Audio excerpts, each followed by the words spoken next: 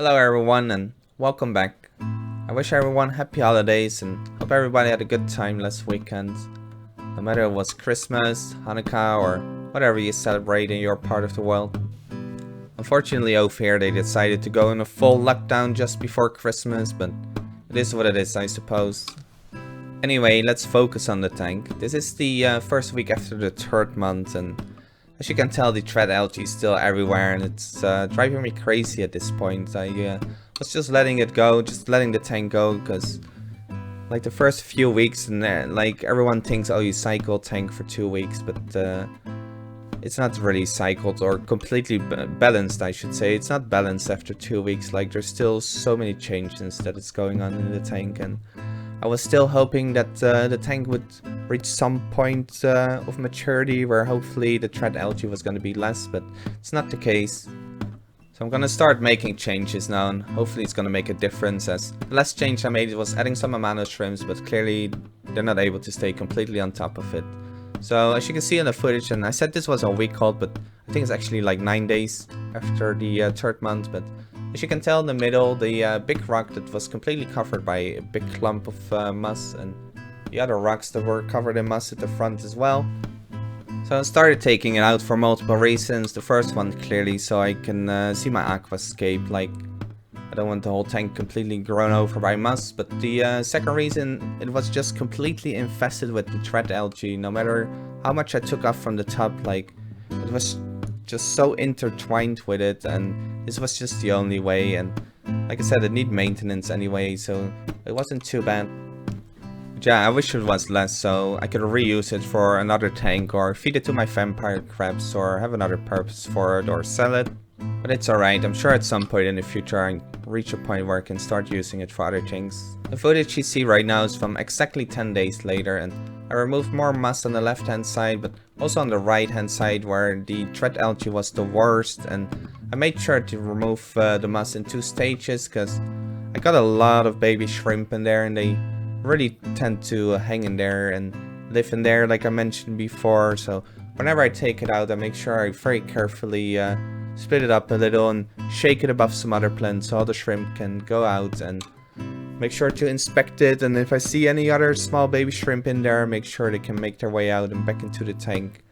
And the main reason why I put so much moss in there in the first place is because I don't really have like stem plants or other fast growing plants, and I know moss is very fast growing, and I need something that grows fast, because besides the floating plants, like it's always good to have fast growing plants, because they help taking out the nutrients out of the water and the nitrates, and it grows a bit more over things and over rocks clearly, so it's good for a mountainscape, as I was aiming for something like that. Also, instead of doing maintenance once, I did maintenance twice this week, and removed a little bit of extra thread algae in the hope that would help as well.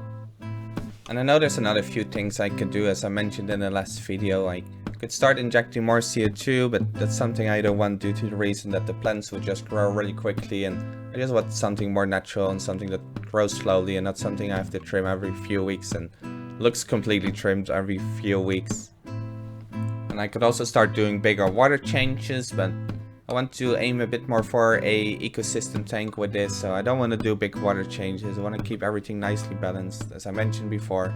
So there's one more option left I could do, and it has to do with lighting, and basically reduce the lighting or the light intensity. And I do have an option to reduce the intensity of my light with the LED control panel that I have, but as you can tell, like recording my tank, and as soon as you put the dimmer on, the LEDs start flickering. So I don't really like that. And with flickering, I mean like the FPS on the camera, like it doesn't pick it up correctly, so it only flickers on the footage. You don't really notice it in real life, but that's also the reason why I haven't done like a sunset time-lapse kind of from the tank or other light settings. I was really hoping to do like a cool sunset or sunrise where the lights come on or go off slowly, but unfortunately I can't do that. But I made the decision to cut 30 minutes of the total time that the lights were on. They used to be on for 8 hours a day, because to be honest, I haven't set up a big aquascape, and I've been gathering information left, right and center, but most of the information that is there, and they recommend 8 hours clearly, but it's always for high-tech tanks, and it's always for tanks that inject a lot of CO2 and that do big water changes basically, and it's not really a guide for an ecosystem kind of setup. So all my other tanks that I had before, I used to run on 7.5 hours as well, and I never had a professional CO2 system. I did have some DIY CO2 systems before with a plastic bottle and starch in the yeast. But yeah, I was hoping this system would, even though I'm not fully injecting the amount I could, like I was still hoping that I could get away with it. And I'm breaking always rules left, right and center. I'm always trying to do things my own way, and sometimes you just gotta experiment, and I was gonna see how far I could stretch it, and clearly I stretched it over. So like I said, I'm gonna reduce the light hour by 30 minutes, and hopefully that's gonna make a big impact, and I'll keep you updated and let you know. And there's nothing wrong with making mistakes, as long as you learn from them. And I always like a saying Bob Ross used to say, we don't really make mistakes, we only make happy little accidents. Another thing I did was redoing the sand pad again, as it was time again to do it, and it's just something that has to be done like once a month or once in a while. I think it's like the second time, the third time that I've done it, and trust me, if you see like a picture of an aquascape or a video of an aquascape with a perfectly neat looking sand pad, there's a big chance they just put it in there.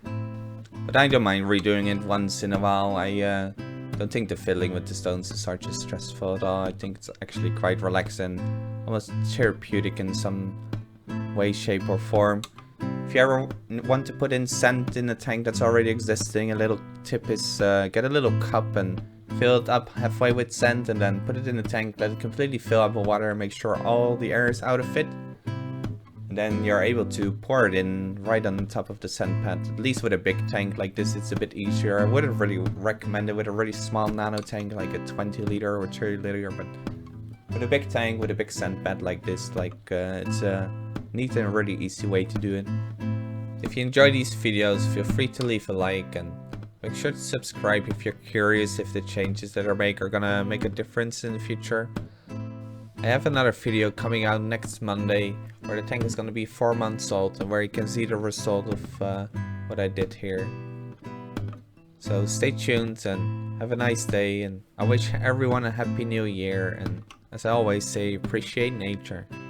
See you next time.